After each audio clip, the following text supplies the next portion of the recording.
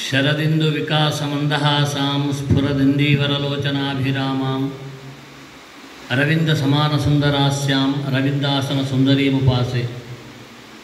ನಮಸ್ಸಭಾಯೈ ಸಭಾಪತಿಭ್ಯಶ್ಚ ಆಗತೇಭ್ಯಃ ಸರ್ವೇಭ್ಯಃ ಶಿಕ್ಷಕವೃಂದೇಭ್ಯಃ ಗುರುಭ್ಯಃ ಶಿಷ್ಯೇಭ್ಯಃ ತಥಾ ಸರ್ವೇಭ್ಯಶ್ಚ ಗೌರಿ ಗಣೇಶ ಮಹೋತ್ಸವಸ್ಯ ಹಾರ್ದಂ ಶುಭಾಶಯಂ ಆಶಾಸ್ಮಹೆ.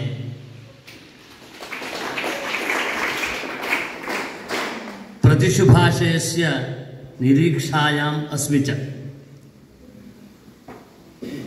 ಎಲ್ಲರಿಗೂ ಮಹಾಗಣಪತಿ ಉತ್ಸವದ ಹಾರ್ದಿಕವಾದ ಶುಭಾಶಯಗಳು. ನಿಮಗೂ ನಿಮ್ಮ ವಿದ್ಯಾರ್ಥಿ ಜೀವನಕ್ಕೂ ಹಾಗೂ ಮುಂದಿನ ಬಾಳಿಗೂ ಮಹಾಗಣಪತಿ ಅನುಗ್ರಹವನ್ನು ಮಾಡಲಿ, ನಿರ್ವಿಘ್ನತೆ ನಿಮ್ಮ ಜೀವನದಲ್ಲಿ ಇರಲಿ ಅಂತ ಪ್ರಾರ್ಥಿಸಿಕೊಂಡು ಅಧಿದೇವತೆಯಾದ ವಿದ್ಯಾಧಿದೇವತೆಯಾದ ಸರಸ್ವತಿಗೆ ನಮಸ್ಕರಿಸಿಕೊಂಡು ಉಪನ್ಯಾಸವನ್ನು ಪ್ರಾರಂಭ ಮಾಡ್ತಾ ಇದ್ದೇನೆ. ಸುಬ್ರಾಯ ಭಟ್ರು ಸಂಸ್ಕೃತೋತ್ಸವಕ್ಕೆ ಬರಬೇಕು ಅಂತ ಆಮಂತ್ರಣ ಮಾಡಿದಾಗ ನನ್ನ ನಿರೀಕ್ಷೆ ಏನಿತ್ತು ಅಥವಾ ನನ್ನ ಯೋಚನೆ ಏನು ಮಾಡಿದ್ದೆ ಅಂದರೆ, ಸಂಸ್ಕೃತ ಪಾಠಶಾಲೆಯ ವಿದ್ಯಾರ್ಥಿಗಳು ಬರ್ತಾರೆ ಇಲ್ಲಿ, ಅವರನ್ನು ಕುರಿತು 4 ಮಾತನ್ನು ನನಗೆ ತಿಳಿದಿದ್ದನ್ನು ಹೇಳಲಿಕ್ಕೆ ಅನುಕೂಲ ಆಗ್ತದೆ. ವೇದ, ಶಾಸ್ತ್ರ, ಪುರಾಣ, ವ್ಯಾಕರಣ ಇತ್ಯಾದಿಗಳನ್ನು ಎಲ್ಲ ಮಜಲುಗಳಲ್ಲಿ ಅದರ ಅರ್ಥವನ್ನು ವಿವರಣೆ ಮಾಡಬಹುದು ಅಂತ ನಾನು ಮನಸ್ಸಿನಲ್ಲಿ ಅಂದ್ಕೊಂಡಿದ್ದು. ಇಲ್ಲಿ ಬಂದ ಮೇಲೆ ಗೊತ್ತಾಯಿತು, ಸಂಸ್ಕೃತ ಪಾಠಶಾಲೆಯ ವಿದ್ಯಾರ್ಥಿಗಳೂ ನೀವೇ, ಈ ಹೈಸ್ಕೂಲಿನ ವಿದ್ಯಾರ್ಥಿಗಳೂ ನೀವೇ. ಅಂದರೆ 2 in 1 ಇಬ್ಬಿಬ್ಬರು ಎಲ್ಲ ಸೇರಿಕೊಂಡು ಈ ಸಂಸ್ಕೃತವನ್ನು ಪ್ರಾಕೃತವನ್ನು ಲೌಕಿಕ ಅಲೌಕಿಕವನ್ನು ಇಟ್ಟುಕೊಂಡು ಅಧ್ಯಯನ ನಡೆಸುತ್ತಿರುವಂತಹ ನಿಮ್ಮನ್ನು ನೋಡಿದಾಗ ನನಗೆ ಭಾಳ ಸಮಾಧಾನ ಆಗ್ತದೆ. ಯಾಕೆಂದರೆ ನೀವಾದರೂ ಕೊನೆಯ ಪಕ್ಷ ಈ ಸಂಸ್ಕೃತವನ್ನು ಉಳಿಸಬೇಕು ಅನ್ನುವ ದೃಷ್ಟಿಯಿಂದ ಸಂಸ್ಕೃತಾಧ್ಯಯನಕ್ಕೆ ಮುಂದಾದರಲ್ಲ. ಹಾಗಾಗಿ ನಿಮಗೆ ವಿಶೇಷವಾದ ಸನ್ನಿವಾದ ಸಲ್ಲುತ್ತದೆ. ಎಲ್ಲರಿಗೂ ಸಹ ಯಾರ್ಯಾರು ಸಂಸ್ಕೃತವನ್ನು ಅಧ್ಯಯನ ಮಾಡ್ತಾ ಇದ್ದೀರೋ, ಸಂಸ್ಕೃತ ಪಾಠಶಾಲೆಗೆ ಬರ್ತಾ ಇದ್ದೀರೋ, ನಿಮಗೆಲ್ಲ ನಮ್ಮ ಜಗತ್ತಿನಲ್ಲಿ ಯಾವ ಯಾವ ಭಾಷೆಗಳಿದೆಯೋ ಆ ಎಲ್ಲ ಭಾಷೆಗಳಲ್ಲಿ ಮಾತೃಸ್ಥಾನದಲ್ಲಿರುವಂತಹದ್ದು ಸಂಸ್ಕೃತ. ಸಂಸ್ಕೃತಕ್ಕಿರುವ ವಿಶೇಷತೆ ಅದು. ಇದಕ್ಕೆ ದೇವ ಭಾಷೆ, ಆಮೇಲೆ ಇದಕ್ಕೆ ದೇವನಾಗರಿ ಲಿಪಿ, ಆಮೇಲೆ ಇದಕ್ಕೆ ದೈವ ಭಾಷೆಯ ಜೊತೆಗೆ ಸ್ವರ್ಗವನ್ನು ಮುಟ್ಟಿಸುವಂತಹ ಮಾಂತ್ರಿಕವಾದ ಭಾಷೆ, ಎಲ್ಲ ಭಾಷೆಗಳ ತಾಯಿ ಭಾಷೆ, ಶ್ರೇಷ್ಠ ಭಾಷೆ, ಸುಂದರ ಭಾಷೆ, ಸರಳ ಭಾಷೆ, ಸಂಸ್ಕರಿಸಲ್ಪಟ್ಟ ಭಾಷೆ ಎನ್ನುವ ಹೆಮ್ಮೆ ಸಂಸ್ಕೃತಕ್ಕೆ ಮಾತ್ರ ಇದೆ. ಬಿಟ್ಟರೆ ಇನ್ನು ಯಾವ ದೇಶದ ಜಗತ್ತಿನ ಯಾವ ಭಾಷೆಗೂ ಈ ಸ್ಥಾನಮಾನ ಇಲ್ಲ. ಹಾಗಾಗಿ ಸಂಸ್ಕೃತ ಅಂದ ತಕ್ಷಣದಲ್ಲಿ ನೆನಪಿಟ್ಕೊಳ್ಬೇಕು. ನಾವು ಇಷ್ಟು ದೀರ್ಘವಾಗಿ ವರ್ಣನೆ ಮಾಡಿದರೆ ನಿಮ್ಮ ಹತ್ತಿರಕ್ಕೆ ಬಂದಾಗ ಆಗೋದಿಲ್ಲ. ನಿಮ್ಮ ಹತ್ತಿರಕ್ಕೆ ಬಂದು ಹೇಳಬೇಕು ಅಂತಾದರೆ ಸಂಸ್ಕೃತವನ್ನು ಯಾಕೆ ಅಭ್ಯಾಸ ಮಾಡಬೇಕು ಅಂತ ಒಬ್ಬ ಪ್ರಶ್ನೆ ಮಾಡಿದರೆ, ಸಂಸ್ಕೃತವನ್ನು ಯಾಕೆ ಅಧ್ಯಯನ ಮಾಡಬೇಕು ಅಂತ ಒಬ್ಬನಿಗೆ ವಿಚಾರ ಬಂದರೆ ಒಂದೇ ಒಂದು ಉತ್ತರ: ಎಲ್ಲ ಭಾಷೆಗಳ ಮೇಲೆ ಪ್ರೌಢಿಮೆಯನ್ನು ಸಾಧಿಸಿ ಭಾಷೆಯ ಶುದ್ಧತೆ, ಸ್ವಚ್ಛತೆ, ಸೌಂದರ್ಯಗಳನ್ನು ಇಟ್ಟುಕೊಂಡು ಅವನು ಆಡುವ ಭಾಷೆಗೆ ಬೇಕಾದ ಸೌಂದರ್ಯವನ್ನು ತುಂಬಬಲ್ಲ ಶಕ್ತಿ ಇರುವುದು ಸಂಸ್ಕೃತ ಭಾಷೆಗೆ ಮಾತ್ರ. ಸಂಸ್ಕೃತ ಕಲಿತವರಾಡುವ ಕನ್ನಡವನ್ನು ಕೇಳಿ, ಆ ಕಲಿಯದೇ ಇರುವವರು ಆಡುವ ಕನ್ನಡವನ್ನು ಕೇಳಿ, ಸಂಸ್ಕೃತವನ್ನು ಕಲಿತು ಮಾತನಾಡುವ ಇಂಗ್ಲೀಷನ್ನು ಕೇಳಿ, ಅದು ಇಲ್ಲದೇ ಇರುವ ಇಂಗ್ಲೀಷನ್ನು ಕೇಳಿ, ಸಂಸ್ಕೃತ ಇದ್ದು ಹಿಂದಿ ಭಾಷೆಯನ್ನು ಮಾತಾಡುವವರ ಸೌಂದರ್ಯವನ್ನು ನೋಡಿ, ಅದು ಇಲ್ಲದೇ ಇರುವವರ ಭಾಷೆಯ ಸೌಂದರ್ಯವನ್ನು ನೋಡಿ. ಇದು ನನಗೆ ನನ್ನ ಗುರುಗಳು ES ವರದಾಚಾರ್ಯರು ಅಂತ 1978ನೇ ಇಸ್ವಿಯಲ್ಲಿ ಮೈಸೂರು ಮಹಾರಾಜ ಸಂಸ್ಕೃತ ಕಾಲೇಜಲ್ಲಿ ಅಧ್ಯಾಪಕರವರು. ಆಗ ಆ ಅಧ್ಯಾಪಕರು ಕರ್ನಾಟಕಕ್ಕೆ ಬಂದರು. ಕರ್ನಾಟಕಕ್ಕೆ ಬಂದಾಗ ಅವ್ರಿಗೆ ಕನ್ನಡ ಬರ್ತಾ ಇರಲಿಲ್ಲ. ಕೇವಲ 1 ವಾರದಲ್ಲಿ ಕನ್ನಡವನ್ನು ಕಲಿತರು. ಕನ್ನಡವನ್ನು ನಿರರ್ಗಳವಾಗಿ ಮಾತನಾಡಲಿಕ್ಕೆ ಪ್ರಾರಂಭ ಮಾಡಿದರು. ನಾವು ಕುತೂಹಲದಿಂದ ಕೇಳಿ, ಆಯಿತು ಗುರುಗಳೇ, ನಾವು ತಿಂಗಳುಗಟ್ಟಲೆ ಅಭ್ಯಾಸ ಮಾಡಿದರೂ ನಮ್ಗೆ 10 ವಾಕ್ಯಗಳನ್ನು ಕಲೀಲಿಕ್ಕೆ ಆಗೋದಿಲ್ಲ. ಕೇವಲ 1 ವಾರದಲ್ಲಿ ನಿರರ್ಗಳವಾಗಿ ಕನ್ನಡದಲ್ಲಿ ಉಪನ್ಯಾಸ ಮಾಡುವಷ್ಟು ಪ್ರೌಢಿಮೆಯನ್ನು ಹೇಗೆ ಸಾಧಿಸಿಕೊಂಡ್ರಿ ಅಂತ ಕೇಳಿದರೆ, ಮಗು ಹೀಗೆ ಕರೀತಿದ್ರು, ಮಗು ಅಂತ ಹೇಳ್ತಿದ್ರು. ಮಗು, ಸಂಸ್ಕೃತವನ್ನು ನೀನು ಸರಿಯಾಗಿ ಅಧ್ಯಯನ ಮಾಡಿ ಸಂಸ್ಕೃತ ಭಾಷೆ ಮೇಲೆ ಹಿಡಿತ, ಸಂಸ್ಕೃತ ಭಾಷೆ ಮೇಲೆ ಪ್ರಭುತ್ವವನ್ನು ನೀನು ಪಡೆದುಕೊಂಡೆ ಅಂತಾದರೆ ಪ್ರಪಂಚದ ಯಾವ ಭಾಷೆಯನ್ನು 1 ವಾರದೊಳಗೆ ನೀನು ಕಲಿಯಬಲ್ಲೆ. ಅದಕ್ಕೆ ನಾನೇ ಉದಾಹರಣೆ ಅಂತ ಎದೆ ತಟ್ಟಿ ಹೇಳಿದರು. ಆದ್ದರಿಂದ ಯಾಕೆ ಸಂಸ್ಕೃತವನ್ನು ಕಲಿಯಬೇಕು ಅನ್ನುವುದಕ್ಕೆ ಒಂದೇ ಒಂದು ಉತ್ತರ. ಎಲ್ಲ ಭಾಷೆಯನ್ನು ಸುಲಭವಾಗಿ ಬಹುಬೇಗವಾಗಿ ಕಲಿಯಲಿಕ್ಕೆ ಸಂಸ್ಕೃತ ಬೇಕು. ಹಾಗೆ ಭಾಷೆಯ ಸೌಂದರ್ಯವನ್ನು ಇಟ್ಟುಕೊಳ್ಳಲಿಕ್ಕೆ, ಭಾಷೆಯಲ್ಲಿರುವಂತಹ ಪ್ರೌಢಿಮೆಯನ್ನು ಇಟ್ಟುಕೊಳ್ಳಲಿಕ್ಕೆ, ಭಾಷೆಯಲ್ಲಿರುವಂತಹ ತಾತ್ವಿಕವಾದ ಅರ್ಥವನ್ನು ಹೊರಹಾಕಲಿಕ್ಕೆ ಸಂಸ್ಕೃತ ಬೇಕೇ ಬೇಕು. ಕನ್ನಡದಲ್ಲಿ ನೀವು ಹೇಳುವ ಪ್ರಯೋಗ ಮಾಡುವ ಅಥವಾ ಇನ್ನು ಯಾವುದೇ ಬೇರೆ ಭಾಷೆಯಲ್ಲಿ ಪ್ರಯೋಗ ಮಾಡುವ ಶಬ್ದಗಳಿಗೂ ಸಂಸ್ಕೃತದಲ್ಲಿ ಪ್ರಯೋಗ ಮಾಡುವ ಶಬ್ದಗಳಿಗೂ ಬಹಳ ವ್ಯತ್ಯಾಸ, ಗಾಂಭೀರ್ಯಗಳಿದೆ. ಸಾಮಾನ್ಯವಾಗಿ ಒಬ್ಬ ಮನುಷ್ಯನಿಗೆ ನಾವು ಏನೋ ಬೈಬೇಕು ಅಂತ ಇಟ್ಕೊಳ್ಳಿ, ಅವಾಚ್ಯ ಶಬ್ದದಿಂದ ಕನ್ನಡದಲ್ಲಿ ಬೈತೇವೆ ಅಲ್ವಾ? ಅದೇ ಸಂಸ್ಕೃತ ಎಷ್ಟು ಗಾಂಭೀರ್ಯವಾಗಿ ಹೇಳ್ತದೆ, ಎಷ್ಟು ಗಂಭೀರದಿಂದ ದೇವಾನಾಂ ಪ್ರಿಯ, ನೀನು ದೇವಾನಾಂ ಪ್ರಿಯನಪ್ಪ ಅಂದರೆ ದೊಡ್ಡ ಮೂರ್ಖ ಅಂತ ಹೇಳಿದಾಗಾಯ್ತು. ಆದರೆ ಇದನ್ನು ಸಂಸ್ಕೃತದಲ್ಲಿ ಹೇಳಿದರೆ ಏನೂ ನೋವಾಗೋದಿಲ್ಲ, ದೇವಾನಾಂ ಪ್ರಿಯ ಅಂತ ಹೇಳಿಬಿಟ್ರಲ್ಲ ಅವರು, ಮೂರ್ಖ ಖುಷಿಯಾಗಿಬಿಡ್ತಾರೆ, ಭಾಳ ಸಂತೋಷ ಆಗಿಬಿಡ್ತಾರೆ. ಅಂದರೆ ಆ ಭಾಷೆಯ ಸೊಗಸೆ ಹಾಗೆ, ಅಷ್ಟು ಸೌಂದರ್ಯ ಇದೆ ಭಾಷೆಯಲ್ಲಿ. ಈ ಭಾಷೆಯನ್ನು ಎಲ್ಲರೂ ಕಲಿಯುತ್ತಿದ್ದರು ಅನ್ನುವುದಕ್ಕೆ ಒಂದು ದೃಷ್ಟಾಂತವನ್ನು ಕೊಡ್ತೇವೆ. ದೃಷ್ಟಾಂತವನ್ನು ಕಥೆ. ಆ ಕಾಲದಲ್ಲಿ ಇವರು ಹೇಳಿದ್ರಲ್ಲ ಸುಬ್ರಾಯ ಭಟ್ರು, ಜನಜನಿತವಾಗಿತ್ತು. ಜ್ಞಾನಿಗಳು, ಎಲ್ಲ ವ್ಯಕ್ತಿಗಳು, ಇಡೀ ಸಮಾಜ, ಇಡೀ ಲೋಕ, ಸಾಮಾನ್ಯ ಹಳ್ಳಿ ಹಳ್ಳಿ ಮೂಲೆಗಳಲ್ಲೂ ಸಂಸ್ಕೃತ ಪ್ರಚಲಿತವಾಗಿತ್ತು. ಅದು ಆಡುಭಾಷೆಯಾಗಿತ್ತು. ಒಬ್ಬ ರಾಜ ಇದ್ದ. ಆ ರಾಜ ಪ್ರಜೆಗಳನ್ನು ಅತ್ಯಂತ ಪ್ರೀತಿಯಿಂದ ಪಾಲನೆ ಮಾಡ್ತಿದ್ದ. ಸರಿಯಾಗಿ ಕಥೆಯನ್ನು ಕೇಳ್ಕೊಳ್ಳಿ, ಬೇರೆ ಕಡೆ ಲಕ್ಷ್ಯ ಹಾಕಬೇಡಿ. ನಾನು ಏನು ಹೇಳ್ತಾ ಇದ್ದೇನೆ ಅಂತ ಆಮೇಲೆ ಪ್ರಶ್ನೆ ಕೇಳ್ತೇನೆ, ನೀವು ಉತ್ತರ ಹೇಳಬೇಕಾಗ್ತದೆ. ಆ ರಾಜ ಬಹಳ ಚೆನ್ನಾಗಿ ಪ್ರಜಾಪಾಲನೆಯನ್ನು ಮಾಡ್ತಾ ಇದ್ದ. ರಾತ್ರಿ ಎಲ್ಲ ಓಡಾಡ್ತಿದ್ದ. ಯಾಕೆಂದರೆ ಶ್ರೀಗಂಧಗಳು, ಒಳ್ಳೊಳ್ಳೆ ಶ್ರೇಷ್ಠವಾದ ಕಟ್ಟಿಗೆಗಳು ಆ ರಾಜ್ಯದಲ್ಲಿತ್ತು. ರಾಜ್ಯದಲ್ಲಿ ಕಳ್ಳತನ ಆಗಬಾರ್ದು ಅಂತ ಆ ರಾಜನಾದವನು ರಾತ್ರಿ ಮಾರುವೇಷದಲ್ಲಿ ತನ್ನ ರಾಜ್ಯವನ್ನೆಲ್ಲ ಸುತ್ತಿರುತ್ತಾ ಇದ್ದ, ಓಡಾಡ್ತಾ ಇದ್ದ. ಒಂದು ದಿವಸ ಏನಾಯಿತು ಅಂದರೆ, ಒಬ್ಬ ಕಳ್ಳ ಶ್ರೀಗಂಧದ ಕಟ್ಟಿಗೆಯನ್ನು ಕತ್ತರಿಸಿಕೊಂಡು ಹೆಗಲ ಮೇಲೆ ಹೊತ್ತುಕೊಂಡು, ಭಾರವನ್ನು ಹೆಗಲ ಮೇಲೆ ಹೊತ್ತುಕೊಂಡು ಬಗ್ಗಿ ನಡೀತಾ ಇದ್ದಾನೆ. ಆ ಹೊತ್ತಿಗೆ ರಾಜ ಹೋದ ಅವನನ್ನು ಹಿಡಿಯಲಿಕ್ಕೆ. ಅಂದರೆ ದೂರದಿಂದ ನೋಡ್ತಾ ಇದ್ದ. ಹೋಗಿ ಅವನು ಏಳುವ ಹೊತ್ತಿಗೆ ಇವನು ಕೇಳ್ತಾನೆ, ಭಾರಃ ಬಾಧತಿ ಕಿಂ ಅಂತ ಕೇಳ್ತಾನೆ. ಯಾರು? ರಾಜ. ಏನು ಕೇಳಿದ ಕಟ್ಟಿಗೆ ಮಾರುವವನ ಹತ್ರ, ಕಳ್ಳನ ಹತ್ರ? ಭಾರಃ ಬಾಧತಿ ಕಿಂ, ವಜ್ಜೆ ಹೆಚ್ಚಾಗಿದೆಯೋ, ಬಾಧಿಸ್ತಾ ಇದೆಯೋ ಅಂತ ಕೇಳ್ತಾನೆ. ಕಟ್ಟಿಗೆ ಮಾರುವವನು, ಕಳ್ಳದ ಆ ಗಂಧದ ಕಟ್ಟಿಗೆಯನ್ನು ಮಾರುವವನು ಉತ್ತರ ಕೊಡ್ತಾನೆ, ಭಾರೋ ನ ಬಾಧತೆ ರಾಜನ್ ಯಥಾ ಬಾಧತಿ ಬಾಧತೆ. ನನಗೆ ಈ ಕಟ್ಟಿಗೆ ಭಾರ ವಜ್ಜೆಯಾಗಿ ಕಾಣ್ತಾ ಇಲ್ಲ, ಬಾಧತೆ ಅನ್ನುವ ಸ್ಥಾನದಲ್ಲಿ ಬಾಧತಿ ಅಂತ ನೀನು ಪ್ರಯೋಗ ಮಾಡಿದೆಯಲ್ಲ. ಸಂಸ್ಕೃತ ವ್ಯಾಕರಣದಲ್ಲಿ, ಸಂಸ್ಕೃತ ಭಾಷೆಯಲ್ಲಿ ಬಾಧತಿ ಎನ್ನುವ ಶಬ್ದವೇ ಇಲ್ಲ. ಭಾರಃ ಬಾಧತಿ ಕಿಂ ಅಂತ ಕೇಳಿದ್ದಾನೆ. ನೀನು ಬಾಧತೆ ಅಂತ ಕೇಳುವಲ್ಲಿ ಬಾಧತಿ ಅಂತ ಹೇಳಿದೆಯಲ್ಲ, ಅದು ದೊಡ್ಡ ಭಾರ ಆಗಿದೆ ನನಗೆ ಅಂತ ಹೇಳದಂತೆ. ನೋಡಿ ಎಷ್ಟು ಚೆನ್ನಾಗಿದೆ ಅಲ್ವಾ ದೃಷ್ಟಾಂತ ಕಥೆ. ಗೊತ್ತಾಯ್ತಾ ಕಥೆ? ಬಾಧತಿ ಅನ್ನುವುದು ಸಂಸ್ಕೃತದಲ್ಲಿ ಇಲ್ಲ. ಇವನು ಕೇಳಿಬಿಟ್ಟಿದ್ದಾನೆ ಅವಸರದಲ್ಲಿ ಬಾಧತಿ ಕಿಂ ಅಂತ. ಇಲ್ಲ, ಬಾರೋನ ಬಾಧತೆ ರಾಜನ್ ಯಥಾ ಬಾಧತಿ ಬಾಧತೆ. ಆ ಕಾಲದಲ್ಲಿ ನಮಗೆ ದೃಷ್ಟಾಂತವನ್ನು ಕೊಟ್ಟು ಹೇಳಿದ್ರೆ, ಎಲ್ಲ ಕಾಲದಲ್ಲಿಯೂ ಸಹ ಸಂಸ್ಕೃತ ಅನ್ನುವುದು ಆಡುಭಾಷೆಯಾಗಿತ್ತು ಅನ್ನೋದಕ್ಕೆ ಜೀವಂತವಾದ ಕಥೆ. ಹಾಗಾಗಿ ಯಾವ ಶಬ್ದವನ್ನು ಎಲ್ಲಿ ಹೇಗೆ ಪ್ರಯೋಗ ಮಾಡಬೇಕು, ನಾನು ದಯವಿಟ್ಟು ಅಧ್ಯಾಪಕರು ಬೇಸರ ತಿಳಿಬಾರ್ದು, ನಾನು ಅನುಭವವನ್ನು ಹೇಳ್ತೇನೆ. ನಾನು ಚಿಕ್ಕವನು, ನನ್ನ ಮಗನೋ ಯಾರೋ ಚಿಕ್ಕವರು ಶಾಲೆಗೆ ಹೋದಾಗ ರಾಷ್ಟ್ರಪತಿ ಅಂತ ಬರ್ಕೊಂಡು ಬಾ ಅಂತ ಹೇಳಿದ್ರು. ರಾಷ್ಟ್ರಪತಿ ಅಂತ ಬರ್ಕೊಂಡೆ. ನಾನು ಕೇಳ್ದೆ, ನಾನು ಸಂಸ್ಕೃತ ಕಲ್ತಿದ್ದೇನಲ್ಲ, ಹಾಗಾಗಿ ರಾಷ್ಟ್ರಪತಿ ಅಂತ ಬರೆಯುವುದು ಹೇಗೆ? ನಾನು ಅಲ್ಪಪ್ರಾಣ, ಅಲ್ಪಪ್ರಾಣ, ರಾಷ್ಟ್ರಪತಿ ಅನ್ನುವುದಲ್ಲಿ ಅಲ್ಪಪ್ರಾಣ ಬರೆದು ಕಳಿಸಿದೆ. ಅವರು ಆ ಮಾಸ್ತರು ಅಧ್ಯಾಪಕರು ತೆಗೆದುಕೊಂಡ್ರು, ಕಾಟ್ ಹೊಡೆದ್ರು ಸರಿಯಾಗಿ.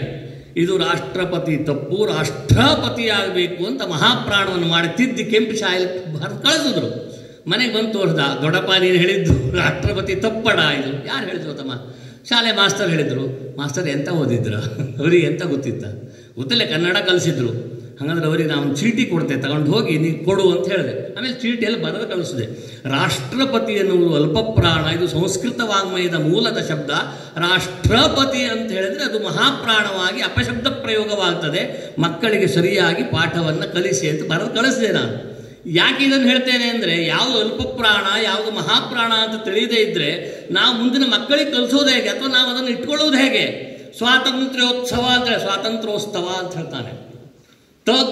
ಎಲ್ಲಿ ಕೊಡಬೇಕಂತ ಗೊತ್ತಾಗೋದಿಲ್ಲ. ಈ ಎಲ್ಲ ರೀತಿಯಾದಂತಹ ಸಂದಿಗ್ಧ ಸಂಯುಕ್ತಾಕ್ಷರಗಳನ್ನು ಸ್ಪಷ್ಟವಾಗಿ ಉಚ್ಚಾರ ಮಾಡಿ ಭಾಷೆಯ ಪ್ರೌಢಿಮೆಯನ್ನು, ಭಾಷೆಯ ನಿಜವಾದ ಸತ್ವವನ್ನು ಇಡಬೇಕಾದರೆ ಸಂಸ್ಕೃತವನ್ನು ಕಲಿಬೇಕು. ನಿಮ್ಮ ಪುಣ್ಯಕ್ಕೆ ಈ ಒಂದು ಅಧ್ಯಾಪಕ ವೃಂದ ನಿಮಗೆ ಸರಿಯಾಗಿ ಬೋಧನೆ ಮಾಡುವಂಥ ಗುರುವೃಂದ ಸಿಕ್ಕಿದೆ. ಲೋಕದಲ್ಲಿ ಒಂದು ಸಂಸ್ಕೃತದಲ್ಲಿ ಸುಭಾಷಿತ ಇದೆ, ಗುರವೋ ಬಹವಸ್ಸಂತಿ ಶಿಷ್ಯ ವಿತ್ತಾಪಹಾರಕಾಃ ದುರ್ಲಭಸ್ಸ ಗುರುರ್ಲೋಕೆ ಶಿಷ್ಯ ಚಿತ್ತಾಪಹಾರಕಃ. ಲೋಕದಲ್ಲಿ ಗುರುಗಳು ಸಾಕಷ್ಟು ಇರ್ತಾರಂತೆ, ಬೇಕಷ್ಟು ಅಧ್ಯಾಪನ ಮಾಡೋರಿದ್ದಾರೆ, ಹೇಳ್ಕೊಡೋರಿರ್ತಾರೆ. ಆದರೆ ಅವರೆಲ್ಲರೂ ಸಹ ಶಿಷ್ಯರ ಚಿತ್ತಾಪಹಾರಕರಾಗೋದಿಲ್ಲ, ಅಂದರೆ ಮನಸ್ಸನ್ನು ಆಕರ್ಷಿಸುವವರಾಗೋದಿಲ್ಲ. ಶಿಷ್ಯರ ವಿತ್ತವನ್ನು ಅಪಹರಿಸುವವರಾಗಿರ್ತಾರೆ. ಚಿತ್ತದ ಬದಲು ವಿತ್ತ. ಆ ಉತ್ಸವ ಮಾಡಬೇಕು, ಹಣ ತಗೊಂಡು ಬನ್ನಿ, ಈ ಯಾವುದೋ ಸಂಸ್ಥೆ ಬೆಳೆಸಬೇಕು, ಹಣ ತಗೊಂಡು ಬನ್ನಿ, ನಾಳೆ ಅವ್ರು ತಂದಿಷ್ಟಾಗ ಬನ್ನಿ ಅಂತ ಹೇಳಿದರೆ ಆವಾಗ ಶಿಷ್ಯರ ವಿತ್ತಾಪಹಾರಕರಾಗ್ತಾರೆ ವಿನಃ ಶಿಷ್ಯ ಚಿತ್ತಾಪಹಾರಕರಾಗೋದಿಲ್ಲ. ಯಾವ ಶಾಲೆಯಲ್ಲಿ ಯಾವ ಅಧ್ಯಾಪಕ ವೃಂದ ಶಿಷ್ಯ ಚಿತ್ತಾಪಹಾರಕವಾಗಿದೆಯೋ ಅಂತಹ ಗುರುವಿನಲ್ಲಿ ಕಲಿತ ಒಬ್ಬ ವಿದ್ಯಾರ್ಥಿ ಭವ್ಯ ಭಾರತದ ಆದರ್ಶ ಪ್ರಜೆಯಾಗಿ ರೂಪುಗೊಳ್ಳುತ್ತಾನೆ. ಇದನ್ನು ನೆನಪಿಟ್ಟುಕೊಳ್ಬೇಕು. ಹಾಗಾಗಿ ನಿಮ್ಮ ಈ ಎಲ್ಲ ಅಧ್ಯಾಪಕ ವೃಂದ ಇರ್ಬೋದು, ಗುರುಶಾಂತ ಅವರನ್ನ ಮುಖ್ಯವಾಗಿಟ್ಟುಕೊಂಡು ಉಳಿದೆಲ್ಲ ಈ ಅಧ್ಯಾಪಕ ವೃಂದಗಳು ನಿಮ್ಮ ವಿತ್ತಾಪಹಾರಕರಲ್ಲ, ನಿಮ್ಮ ಚಿತ್ತಾಪಹಾರಕರು. ಇದನ್ನು ನೀವು ನೆನಪಿಟ್ಕೊಳ್ಬೇಕು ಎಲ್ಲರೂ ಸಹ. ಈ ಅಧ್ಯಾಪಕ ವೃತ್ತಿ ಅನ್ನೋದು ಬಹಳ ಕಷ್ಟವ್ರಿ, ಬಹಳ ಕಷ್ಟ. ಒಬ್ಬ ದೊಡ್ಡ ವಿದ್ವಾಂಸ ನದಿಯಲ್ಲಿ ತೇಲಿ ಬರ್ತಾ ಇದ್ದ, ಪಂಡಿತ ನದಿಯಲ್ಲಿ ತೇಲಿ ಬರ್ತಾ ಇದ್ದ. ಎರಡೂ ಕೈಯನ್ನು ಆಗಾಗ ಮೇಲೆತ್ತಿ, ಯಾರಾದರೂ ನನ್ನನ್ನು ರಕ್ಷಣೆ ಮಾಡಿ, ನನ್ನ ಜೀವ ಹೋಗ್ತಾ ಇದೆ, ಪ್ರಾಣಾಪಾಯದಲ್ಲಿದ್ದೇನೆ ಅಂತ ಎರಡೂ ಕೈಯನ್ನು ಎತ್ತಿ ಕೂಗ್ತಾ ಇದ್ದಂತೆ. ನದಿಯ ತೀರದಲ್ಲಿ ಒಬ್ಬ ಅಗಸ ಬಟ್ಟೆ ತೊಳಿತಾ ಇದ್ದ. ಆ ಬಟ್ಟೆ ತೊಳಿತಾ ಇರುವವನು ಈ ಕೂಗನ್ನು ಕೇಳಿ ಆ ವ್ಯಕ್ತಿ ಹೇಳ್ದ, ನಾನು ನಿನ್ನನ್ನು ಪ್ರಾಣಾಪಾಯದಿಂದ ಪಾರು ಮಾಡ್ತೇನೆ, ಆದರೆ ನಂದೊಂದು ಕಂಡೀಷನ್ ಇದೆ. ಅವರು ಅಲ್ಲೇ ಕೇಳಿದ್ರು, ಏನು ಕಂಡೀಷನ್ ಅಪ್ಪ ನಿಂದು? ನಾನು ಏನು ಕಂಡೀಷನ್ ಆದರೂ ಪೂರೈಸ್ತೇನೆ, ನನ್ನನ್ನು ಪ್ರಾಣಾಪಾಯದಿಂದ ಪಾರು ಮಾಡುವುದು. ಆಗ ಅಗಸ ಹೇಳ್ತಾನೆ, ನನಗೆ 3 ಜನ ದಡ್ಡ ಮಕ್ಕಳಿದ್ದಾರೆ, ಆ ಮಕ್ಕಳಿಗೆ ಪಾಠ ಹೇಳ್ಕೊಡುವುದಾದರೆ ನಾನು ನಿಮ್ಮನ್ನು ಈ ಆಪತ್ತಿನಿಂದ ಪಾರು ಮಾಡ್ತೇನೆ. ಆಗ ಪಂಡಿತರಲ್ಲೇ ಕೈ ಮುಗಿದು ಹೇಳಿದಂತೆ, ನಾನು ಹೊಳೆಯಲ್ಲಿ ತೇಲಿ ಹೋಗುವುದಾದ್ರೂ ಒಟ್ಟಿಲ್ಲ, ಆ ದಡ್ಡ ಮಕ್ಕಳಿಗೆ ಪಾಠ ಹೇಳ್ಕೊಡೋದು ಬೇಡ ಅಂತ. ಇದನ್ನು ಯಾಕೆ ದೃಷ್ಟಾಂತ ಕೊಡ್ತಾರೆ ಅಂದರೆ, ಮಕ್ಕಳಿಗೆ ಪಾಠ ಕಲಿಸುವುದು ಅಷ್ಟು ಸುಲಭದ ವಿಷಯವಲ್ಲ. ನಾವು ಹೇಳಿದ್ದೊಂದು, ಅರ್ಥ ಮಾಡಿಕೊಳ್ಳುವುದೊಂದು, ಅವರ ತಲೆಯಲ್ಲಿ ಅದನ್ನು ಸೇರಿಸಬೇಕು, ತಲೆಗೆ ಹೋಗುವಂತೆ ನಾವು ಪಾಠವನ್ನು ಹೇಳಬೇಕು. ಕಿಡಿಕೆಯ ತುದಿಯಲ್ಲಿ ಆ ಕಡೆ ಕೂತ್ಕೊಂಡೊಬ್ಬ ವ್ಯಕ್ತಿ ಪಾಠ ಮಾಡುತ್ತಿದ್ದ ಗುರುಗಳು ಕೇಳಿದ್ರಂತೆ, ನಾನು ಹೇಳಿದ್ದೆಲ್ಲ ತಲೆಗೆ ಹೋತ ನಾಳೆ. ಅವ ಆ ಕಿಡಿಕೆ ಕಂಡಿಯಲ್ಲಿ ಒಂದು ಕಲ್ಲು ರಾಶಿ ಇತ್ತು, ಆ ಕಲ್ಲು ರಾಶಿಯೊಳಗೆ ಒಂದು ಹಾವು ಹೋಗ್ತಾ ಇತ್ತು. ಆ ಹಾವಿನ ತಲೆ ಒಳಗೆ ಹೋಯಿತು, ಬಾಲ ಮಾತ್ರ ಉಳಿತು. ಇವನು ಲಕ್ಷ್ಯ ಪೂರ್ಣ ಹಾವಿನ ಮೇಲೆ ಇದೆ. ನಾನು ಹೇಳಿದ್ದೆಲ್ಲ ತಲೆಗೆ ಹೋತಾನ, ಗುರುಗಳೇ ತಲೆ ಹೋಯ್ತು, ಬಾಲ್ ಒಂದು ಉಳಿತು ಅಂತ ಹೇಳಿದಂತೆ. ಇವರು ಕಂಗಾಲಾದ್ರು ಕೂತ್ಕೊಂಡವ್ರು. ಅಲ್ಲ, ಏನಪ್ಪ ಇದು? ನಾನು ಕೇಳಿದ ಪ್ರಶ್ನೆಗೆ ಉತ್ತರ ಹೇಳುವುದನ್ನು ಬಿಟ್ಟು ತಲೆ ಹೋಯ್ತು, ಬಾಲೊಂದು ಉಳಿತು ಅಂದರೆ ತಲೆಯೊಳಗೆ ಸೇರಿಸುವುದು ವಿಷಯವನ್ನು, ಬೇರೆ ಯಾವುದೋ ಸಂಗತಿಗಳನ್ನೆಲ್ಲ ನೆನಪಿಟ್ಟುಕೊಳ್ಬೇಕು. ಆದ್ದರಿಂದ ಬಹಳ ಎಚ್ಚರಿಕೆಯಿಂದ ಗಮನಿಸಬೇಕು. 45 ನಿಮಿಷ ನಿಮ್ಮದೊಂದು ಪಿರಿಯಡು. ಆ 45 ನಿಮಿಷ ತದೇಕ ಚಿತ್ತದಿಂದ ಇಲ್ಲೇ ಕುಳಿತುಕೊಳ್ಬೇಕು. 3 ಸಂಗತಿ ಹೇಳ್ತೇನೆ, ನೆನಪಿಟ್ಕೊಳ್ಳಿ. ಕೊನೆಯಲ್ಲಿ ಕೇಳ್ತೇನೆ ಏನೇನು ಹೇಳಿದ್ದೇನೆ ಅಂತ. ಮೊದಲನೆಯದು, ನಿಮಗೆ ಬೇಕಾದದ್ದು ವಿದ್ಯಾರ್ಥಿಗಳಿಗೆ ಗುರುಭಕ್ತಿ. ಮೊದಲನೇದು ಯಾವುದು? ಗುರುಭಕ್ತಿ. ಎರಡನೆಯದು ಸತತ ಅಧ್ಯಯನ, ಸತತಾಭ್ಯಾಸ ಎರಡನೆಯದು. ಮೂರನೆಯದು ಚಾರಿತ್ರ್ಯ ನಿರ್ಮಾಣ. ಇದು 3 ನೀವು ಮಾಡಿಕೊಂಡ್ರೆ ನಿಮ್ಮ ವಿದ್ಯಾರ್ಥಿ ಜೀವನ ಸಕ್ಸೆಸ್ಫುಲ್, ಅತ್ಯಂತ ಯಶಸ್ವಿ. ಯಶಸ್ವಿ ತರತಮ ಪ್ರತ್ಯಯವನ್ನು ಸೇರಿಸ್ಬಿಡೋಣ. ಈ 3 ನೀವು ಇಟ್ಕೊಳ್ಬೇಕು. ಮೊದಲನೆಯದು ಗುರುಭಕ್ತಿ.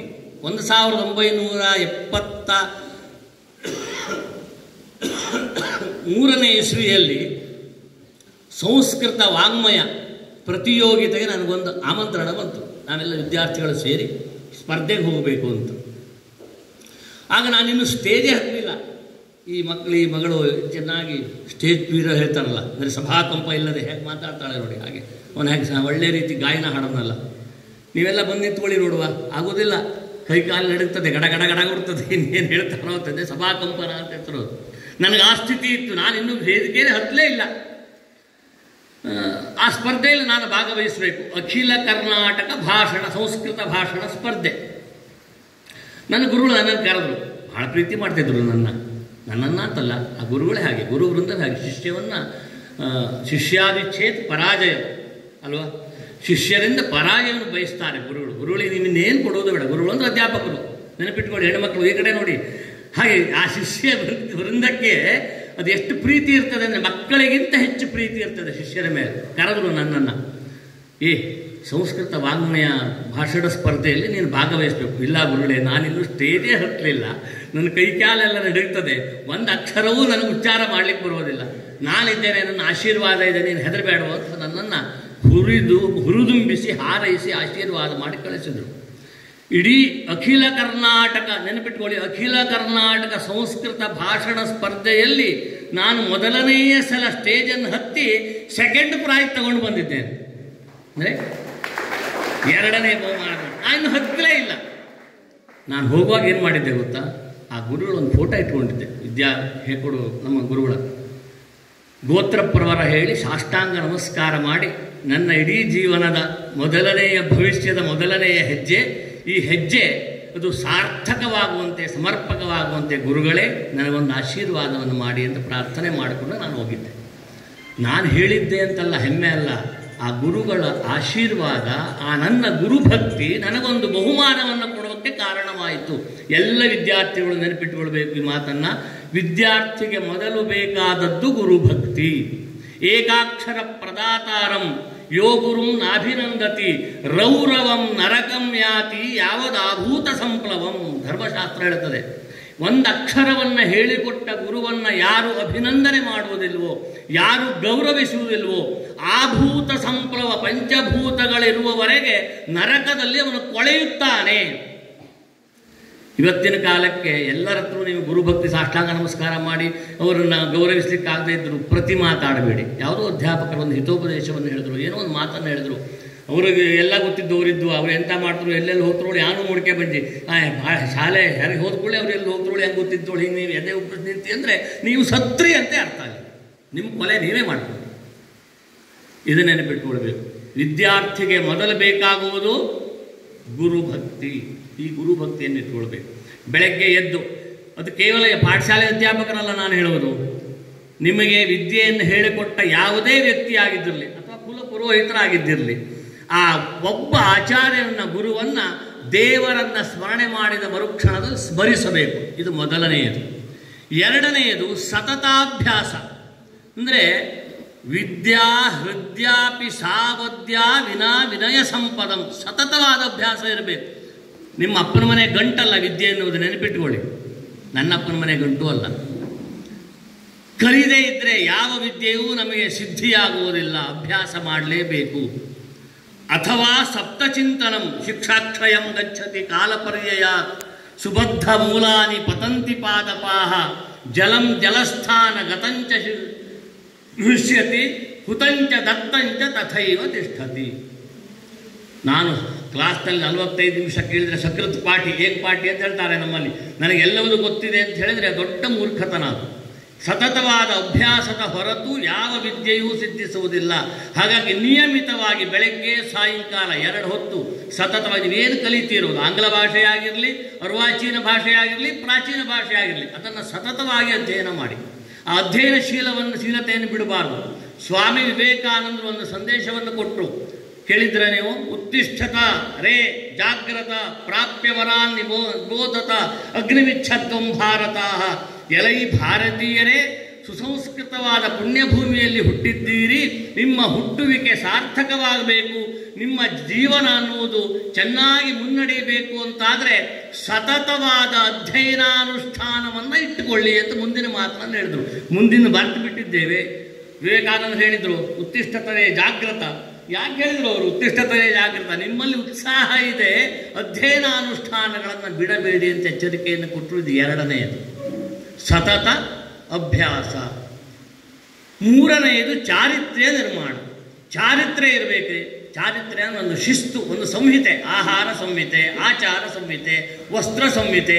ಯಾರಾದರೂ ಹಿರಿಯರು ಬಂದರೆ ಹೇಗೇಗೋ ಕೂತ್ಕೊಳ್ಳುವುದಲ್ಲ, ಬಂದು ಕೂಡಲೇ ಎದ್ದು ನಿಂತು ಗೌರವಿಸುವುದು. ನಮ್ಮಿಂದ ಏನೂ ನಷ್ಟ ಆಗುವುದಿಲ್ಲ. ಅದು ಒಂದು ಎದ್ದು ನಿಂತು ಗೌರವಿಸಿದ್ರೆ ಏನು ನಷ್ಟ ಆಗ್ತದೆ? ಜೀವನದ ಅನೇಕ ಕಲ್ಯಾಣ ಗುಣಗಳನ್ನು ನಾವು ಅಳವಡಿಸಿಕೊಂಡಾಗ್ತದೆ. ಹಾಗೆ ಗೌರವದಿಂದ ಎದ್ದು ನಿಲ್ಲಬೇಕು. ಮನೆಗೆ ಯಾರಾದರೂ ಬಂದರೆ ಪ್ರೀತಿಯಿಂದ ಮಾತನಾಡಬೇಕು. ಗುರುವರೋ ಹಿರಿಯರೋ ಅಥವಾ ನಮ್ಮ ಸಂಬಂಧಿಕರು ಬಂದರೆ ಪ್ರೀತಿಯಿಂದ ಮಾತನಾಡಬೇಕು. 4 ಅಕ್ಷರ ಕಲಿತು ಸಾಕು, ಎಷ್ಟು ಅಹಂಕಾರ ಬಂದ್ಬಿಡ್ತದೆ ಅಂದರೆ ಅವನಿಗೆ ಇಡೀ ಬ್ರಹ್ಮಾಂಡವೇ ತನ್ನ ತಲೆ ಮೇಲೆ ನಾವು ಹುಟ್ಕೊಂಡಿದ್ದೇನೆ ಅಷ್ಟು ಯೋಗ್ಯತೆ ಇದೆ ಅಂತ ಮೂರ್ಖತನ ಬಂದ್ಬಿಡ್ತದೆ. ಖಂಡಿತ ಬರಬಾರ್ದು. ವಿದ್ಯಾ ಹೃದಯಾಪಿ ಸಾವದ್ಯ ವಿನಾ ವಿನಯ ಸಂಪದಂ. ಯಾವ ವ್ಯಕ್ತಿಯಲ್ಲಿ ವಿದ್ಯೆ ಇದ್ದು ವಿನಯ ಇರೋದಿಲ್ಲವೋ ಅದು ತಿರಸ್ಕಾರಾರ್ಹ, ಅಂದರೆ ಅದನ್ನು ತಿರಸ್ಕಾರ ಮಾಡಿ. ಹಾಗಾಗಿ ಎಲ್ಲರೂ ವಿನಯವಂತರಾಗಬೇಕು. ಮೊದಲನೆಯ ಚಾರಿತ್ರ್ಯ ಅದು. ಮನೆಗೆ ಬಂದಾಗ, ಮನೆಗೆ ಹೋದಾಗ, ಗುರು ಹಿರಿಯರ ಎದುರುಗಡೆ ಒಂದು ಶಿಸ್ತಿನಲ್ಲಿ ಒಂದು ಒಳ್ಳೆಯ ರೀತಿಯಾದ ಆಚಾರವನ್ನು ಇಟ್ಕೊಳ್ಳಿ. ಆಮೇಲೆ ಶಿಸ್ತನ್ನು ಕಾಪಾಡಿಕೊಳ್ಳಿ ಮನೆಯಲ್ಲಿ, ಹಾಗೆ ನಿಮ್ಮ ಜೀವನದಲ್ಲಿ ಒಂದು ಶಿಸ್ತು. ನಾನು ಆಗಾಗ ಹೇಳ್ತಿದ್ದೆ, ಇಷ್ಟಿಷ್ಟುದ್ದ ಕೂದಲು ಬಿಟ್ಕೊಳ್ಳೋದು ತಪ್ಪಲ್ಲ. ನೀವು ಹೆಣ್ಣುಮಕ್ಳು ಬಿಟ್ಕೊಳ್ತೀರಲ್ಲ, ಅದ್ರ ಬಿಚ್ಚಿ ಹರಡ್ಕೊಳ್ತೀರಲ್ಲ, ಅದು ತಪ್ಪು, ಅದು ವಿಕಾರ. ನೀವು ಹೀಗೆ ಬಾಚಿಕೊಂಡ್ರೆ ಅದು ವಿಕಾಸ, ಅದು ಸಂಸ್ಕಾರ. ಸಂಸ್ಕಾರವನ್ನು ಇಟ್ಕೊಳ್ಬೇಕು. ಗಂಡು ಮಕ್ಕಳಿಗೂ ಬಂತು, ಇಷ್ಟಿಟ್ಟು ಬಂಡೆ ಬಿಟ್ಕೊಂಡು ಪೋಲಿ ಹಾಕಿ ಬಂದ್ಬಿಟ್ರೆ ಆ ಅಧ್ಯಾಪಕರಾದರೂ ನಿಮ್ಮನ್ನು ನೋಡಿ ಹೇಗೆ ಪ್ರೀತಿಯನ್ನು ತೋರಿಸ್ಬೇಕು ಹೇಳಿ ಅಲ್ವಾ? ಅದನ್ನು ಶಿಸ್ತಾಗಿ ಸರಿಯಾಗಿ ಬಾಚಿಕೊಂಡು ಒಂದು ಸಲಕ್ಷಣ ಸಂಪನ್ನತೆ, ಚಾರಿತ್ರ್ಯ ಸಂಪನ್ನತೆ, ಇದು ಆಹಾರ ಸಂಹಿತೆ, ಆಚಾರ ಸಂಹಿತೆ, ವಸ್ತ್ರ ಸಂಹಿತೆ, ಈ 3 ಸಂಹಿತೆಯನ್ನು ನೀವು ಇಟ್ಕೊಳ್ಬೇಕು. ಈ ಚಾರಿತ್ರ್ಯವನ್ನು ಯಾರು ಬಿಟ್ಕೊಳ್ಬಾರ್ದು ಅಂದರೆ ಶೀಲವನ್ನು ಇಟ್ಕೊಂಡು ಚಾರಿತ್ರ್ಯವನ್ನು ಇಟ್ಕೊಂಡು ಸತತಾಭ್ಯಾಸ ಮಾಡಬೇಕು. ಒಂದು ಕಥೆಯನ್ನು ಹೇಳಿ ಉಪನ್ಯಾಸ ಮುಗಿಸ್ಬಿಡ್ತೇನೆ, ಯಾಕೋ 20ಕ್ಕೆ ನೀವೆಲ್ಲ ಹೋಗ್ಬೇಕಲ್ಲ. ಇನ್ನೊಂದು ಸಲ ಯಾವಾಗಾದ್ರೂ ಬೇಕಾದ್ರೆ 1 ತಾಸು ಮಾತ್ರ ಆಡುವ ಅದ್ರ ಬಗ್ಗೆ. ಒಂದು ದೃಷ್ಟಾಂತವನ್ನು ಕೊಡ್ತೇನೆ. ಈ ವಿದ್ಯಾರ್ಥಿ ಜೀವನ, ಸ್ಟೂಡೆಂಟ್ ಲೈಫ್ ಈಸ್ ಗೋಲ್ಡನ್. ನಿಮ್ಮ ಹೆಡ್ ಮಾಸ್ಟರ್ ಹೇಳ್ತಾರೆ ನೋಡಿ, student life is golden life. ಯಾರು ಹೇಳಿದ್ದು ಗೊತ್ತಾ? ಇದು ಗೊತ್ತಾ ಯಾರು ಹೇಳಿದ್ದು ಅಂತ? ಮಹಾಕವಿ ಕಾಳಿದಾಸ ಈ ಮಾತನ್ನು ಹೇಳಿದ. ಅವನಿಗೆ ಯಾವಲ್ಲಿ ಇಂಗ್ಲೀಷ್ ಬಂತು ಕೇಳ್ಬಿಟ್ರಿ ಮತ್ತೆ. ನರತ್ನಮನ್ವಿಷ್ಯತೆ ಮೃಗ್ಯತೆ ಹಿತತು. ರಘುವಂಶ ಕಾವ್ಯದಲ್ಲಿ ಕಾಳಿದಾಸ ಹೇಳ್ತಾನೆ, ಬಂಗಾರ ಅನ್ನುವುದು ಜನರನ್ನು ಹುಡುಕಿ ಕಂಡು ಹೋಗುವುದಿಲ್ಲ. ನಾನು ಬಂಗಾರ, ನಾನು ಒಳ್ಳೆ ಸರ, ನಾನು ಒಳ್ಳೆ ರೀತಿ ಆಭರಣ ಚೆನ್ನಾಗಿ ಕಾಣ್ತೇನೆ, ನನ್ನನ್ನು ತಗೊಳ್ಳಿ ಅಂತ ಯಾವ ಸರವು ಬಂಗಾರವು ಹುಡುಕಿ ಕಂಡು ಹೋಗುವುದಿಲ್ವಂತೆ ಅಲ್ವಾ? ಅದು ಹೊನಗಾರನ ಮನೆಯಲ್ಲೇ ಅಂಗಡಿಯಲ್ಲೇ ಇರ್ತದೆ. ಆದರೆ ನಾವು ಹುಡುಕಿಕೊಂಡು ಹೋಗ್ತೇವೆ ಯಾವುದನ್ನು? ಬಂಗಾರವನ್ನು.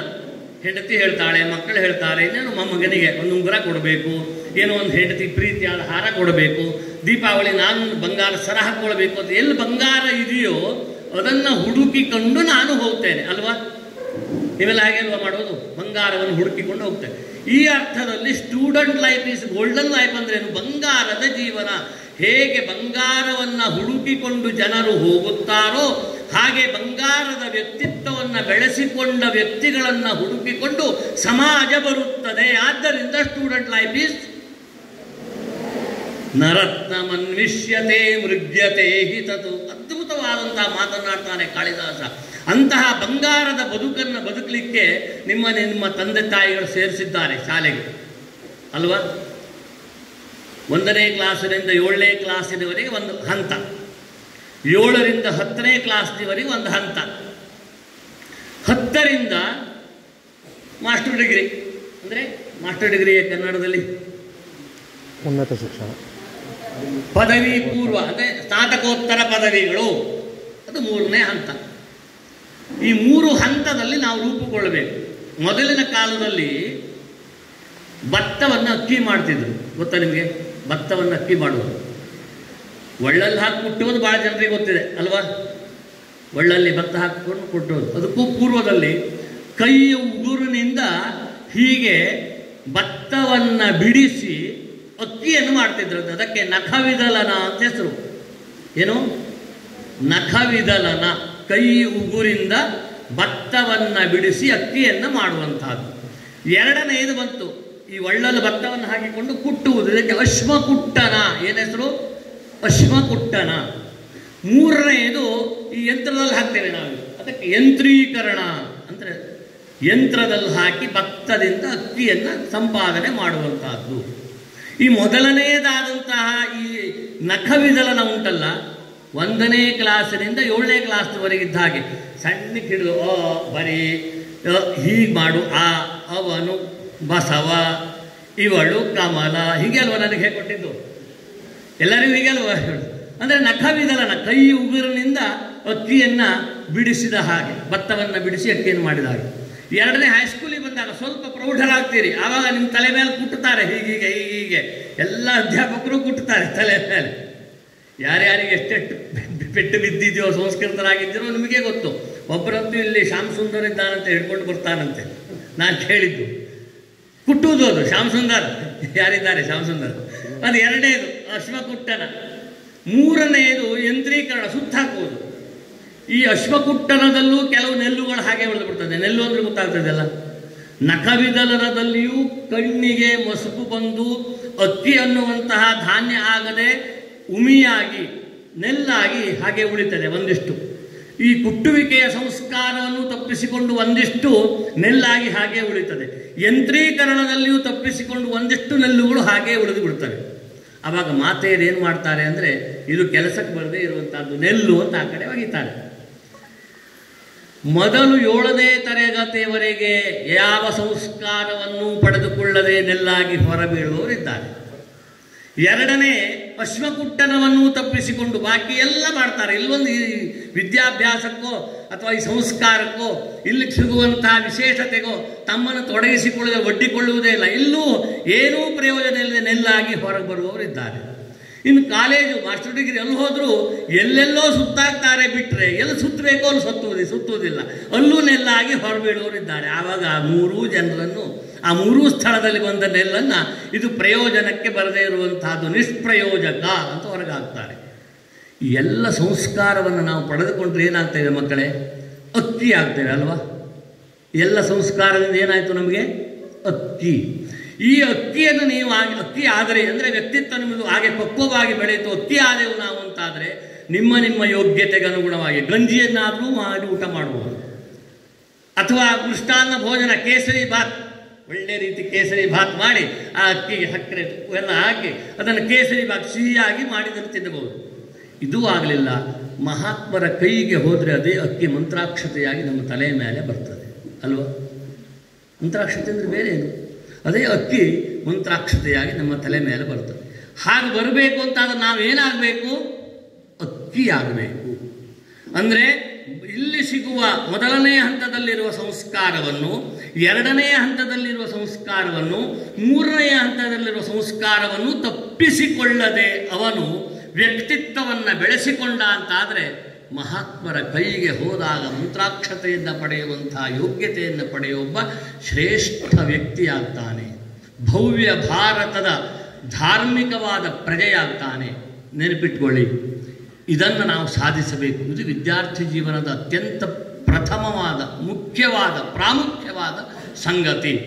ಗೇಯಂ ಗೀತಾ ನಾಮ ಸಹಸ್ರಂ ಧ್ಯೇಯಂ ಶ್ರೀಪತಿ ರೂಪಮಜಸ್ರಂ ದೇಯಂ ದೀನಜನಾಯ ಚ ವಿತ್ತಂ ನೇಯಂ ಸಜ್ಜನ ಸಂಗೇ ವಿಚ್ಚಿತ್ತಂ ಭಜ ಗೋವಿಂದಂ ಭಜ ಗೋವಿಂದಂ ಗೋವಿಂದಂ ಭಜ ಮೂಢಮತೆ. ಗೇಯಂ ಗೀತಾ ನಾಮ ಸಹಸ್ರಂ ನಿಮಗೆ ಸಾರ್ವಕಾಲಿಕವಾದ ಉಪದೇಶ. ಹೆಣ್ಣುಮಕ್ಕಳಿಗೂ ಬಂತು, ಗಂಡು ಮಕ್ಕಳಿಗೂ ಬಂತು. ನಿಮ್ಮ ಜೀವನದಲ್ಲಿ ಯಾವುದೇ ಕಷ್ಟ ಬಂದರೂ, ಏನೇ ತೊಂದರೆಯಾದರೂ ಭಗವತ್ ಸ್ಮರಣೆಯನ್ನು ಮರೆಯಬೇಡಿ. ನಿಮ್ಮ ಯೋಗ್ಯತೆಗೆ, ಅಧಿಕಾರಕ್ಕೆ ಅನುಗುಣವಾಗಿ. ಬ್ರಾಹ್ಮಣರಾಗಿದ್ದೀರೋ ಸಂಧ್ಯಾವಂದನೆ ಮಾಡಿ, ಇತರರು ನಿಮಗೆ ಏನು ಹೇಳಿದೆ ಧ್ಯಾನ ಮಾಡಿ, ನಾಮನಾಮ ಮಾಡಿ, ದೇವರ ಮುಂದೆ ಒಂದು 5 ನಿಮಿಷ ನಿಮ್ಮ ಆ ಮನಸ್ಸನ್ನು ಭಗವಂತನ ಚರಣಾರವಿಂದಕ್ಕೆ ಜೋಡಿಸಿಕೊಂಡು ತಾಯಿಯಾದ ಜಗನ್ಮಾತೆಯಾದ ಸರಸ್ವತಿಯ ಪಾದಕ್ಕೆ ನಿಮ್ಮ ಮನಸ್ಸನ್ನು ಒಪ್ಪಿಸಿ ಸಾಷ್ಟಾಂಗ ಮನಃಪೂರ್ವಕವಾಗಿ ನಮಸ್ಕಾರ ಮಾಡಿ. ಇದು ನೀವು ಮೊದಲು ಮಾಡುವಂತಹದ್ದು. ಆ ತಾಯಿಯನ್ನು, ವಿದ್ಯಾಧಿದೇವತೆಯನ್ನು, ಗುರುಗಳನ್ನು, ಆರಾಧ್ಯ ದೇವನನ್ನು ಧ್ಯೇಯಂ ಗೀತಾ ನಾಮ ಸಹಸ್ರಂ ಗೇಯಂ. ಒಂದು 10 ವಾಕ್ಯ ಆದರೂ ಸಂಸ್ಕೃತದ ಶ್ಲೋಕವನ್ನು ಓದಿ. ಹೇಳಿತಾ 10 ಶ್ಲೋಕ. ಈಗ ಧರ್ಮಕ್ಷೇತ್ರೇ ಕುರುಕ್ಷೇತ್ರೇ ಸಮವೇತ ಯುಯುತ್ಸವ ಮಾಮಕಾ ಪಾಂಡವಾಶ್ಚೈವ ಕಿಮ ಕುರ್ವತ ಸಂಜಯ. ಎಷ್ಟು ಸಮಾಧಾನ ಆಗುವುದಿಲ್ಲ ನಿಮಗೆ ಕೇಳಲಿಕ್ಕೆ? ಸಂತೋಷ ಆಗ್ತದೆಯಲ್ವ? ಆ ಸಂಸ್ಕೃತ ಭಾಷೆಯ ಮಹತ್ವ ಅದು.